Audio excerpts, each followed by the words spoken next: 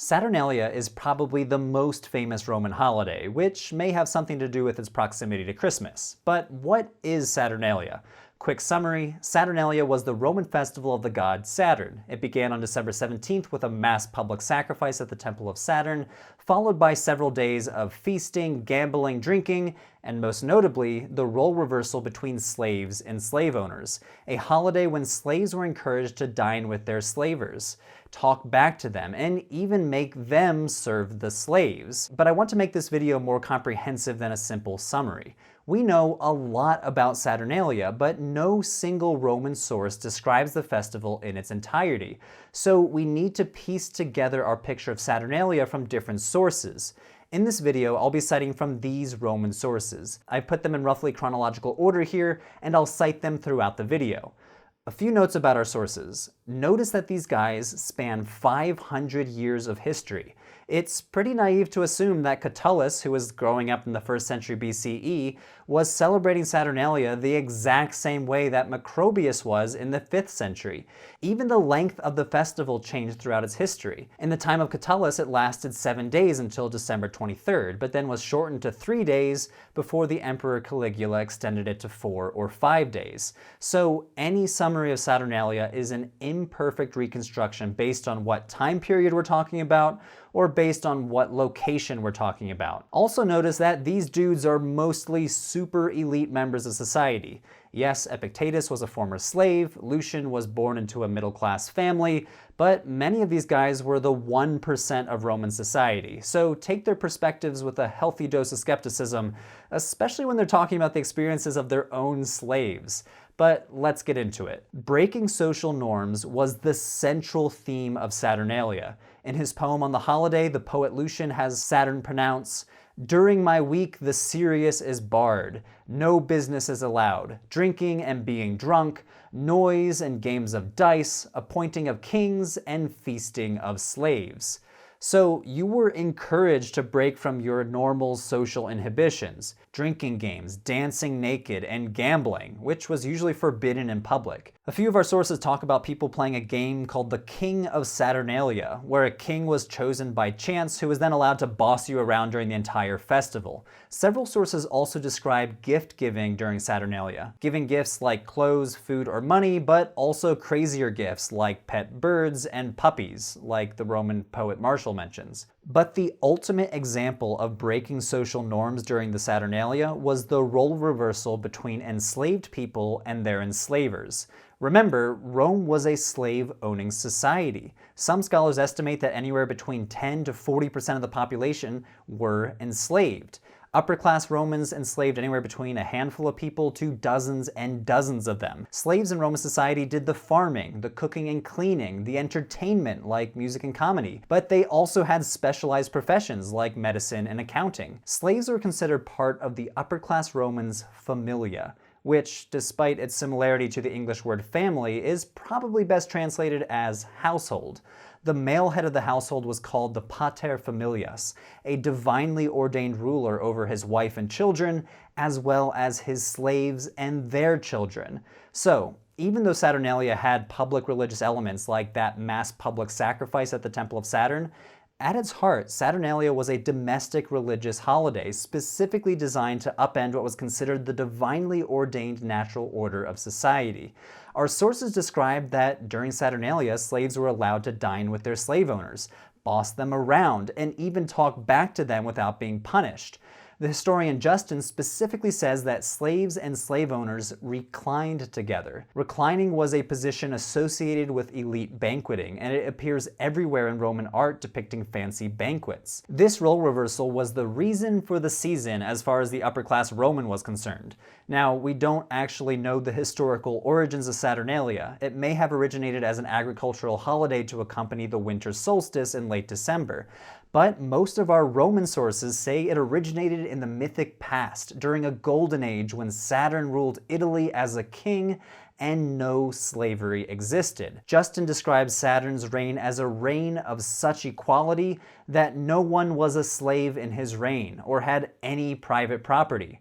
Macrobius writes, the period of Saturn's reign is said to have been immensely happy because no one was yet distinguished by servitude or freedom. But it's kind of ironic that they point to a golden age when slavery didn't exist, when the holiday itself probably served to reinforce the institution of slavery. Ancient historians such as Henk Versnel and Fanny Delansky suggest that Saturnalia was a form of social control, a sort of social safety valve to let slaves vent aggression, but also to remind them who truly is in charge. All of this was role play after all, right? There was a limit to how much role reversal was permitted, and some of our sources suggest that slave owners bent the rules all the time. Some would serve their slaves during the holiday but refuse to dine together. Others say that Roman children served the slaves, but not the upper-class adults. And Macrobius says that only religiously observant households participated, and even then the slaves dined first and then the slave owners, not at the same time. And perhaps most tellingly, Seneca basically gives the game away when he mentions that he wouldn't let any slave dine at his table, only the ones that deserve it. Life was not good as a Roman slave. Martial darkly jokes about beating his cook for ruining his meal. Seneca talks about slaves serving their slave owners dinner while they themselves stood by hungry. So this is what I mean by taking our sources with a healthy dose of skepticism. Catullus, who was born into one of the most prominent families in the Roman Empire, called Saturnalia optimo dierum, the best of days. But Epictetus, who himself was a former slave, seems a little more cynical, basically saying, sure, you can call a free man a slave on Saturnalia, but a true master is whoever has the power of bestowing or of taking away any of the things he desires. There was an artificial side to Saturnalia that we can only glimpse because Roman history was not written by the slaves. It was written by the super rich slave owners like Pliny and Seneca. But now I want to turn to the question of Christmas. What relation, if any, did Saturnalia have on the establishment of Christmas? After all, most Christians celebrate it on December 25th. The Romans, on the other hand, celebrated Saturnalia between December 17th and 23rd. And there's some evidence that December 25th, the winter solstice according to the Julian calendar, was marked as the feast and birthday of the sun god's Sol Invictus. The dates seem way too convenient to be a coincidence. Well, there are two prevailing and possibly overlapping theories, the Christianization theory and the calculation theory. The Christianization theory goes that Christian authorities picked December 25th specifically to convert a season of pagan holidays into Christian holidays. People already were celebrating in late December, and these cultural habits are too deeply entrenched to change that easily. So let's slap a new Christian name on it. The Christianization theory is certainly possible. Later sources such as Pope Gregory the Great encouraged the Christian authorities to convert pagan temples into churches and pagan holidays into Christian holidays. The problem is, when it comes to Christmas, this theory is based on educated conjecture, not direct evidence. No Christian source from the Roman period specifically mentions Christianizing December 25th for the purpose of celebrating Jesus' birth.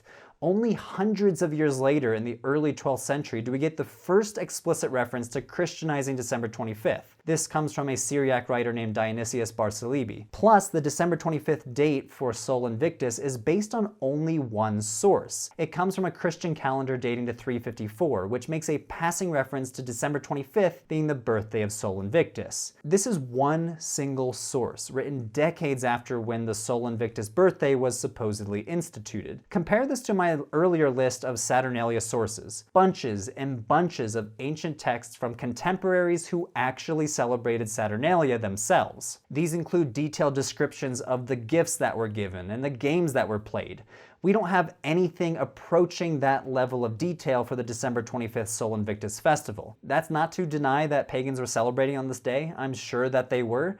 But according to the ancient historian Philip Nothaft, the lack of evidence raises the question whether the birthday of Sol Invictus celebrations on December 25th were really so ancient, widespread, and momentous as to exert a strong influence on Christian communities. So I'd say that it's plausible that there was some religious competition over converting celebrations of December 25th to be specifically Christian celebrations, but the evidence isn't as concrete as many would lead you to believe. Again, educated conjecture, not direct evidence. This leads us to the second prevailing theory, the calculation theory, which hypothesizes that many early Christians believed Jesus was conceived and crucified on the same day, March 25th or April 6th, depending on how you calculate it. Therefore, they dated Jesus' birth to December 25th or January 6th because these dates are exactly 9 months later.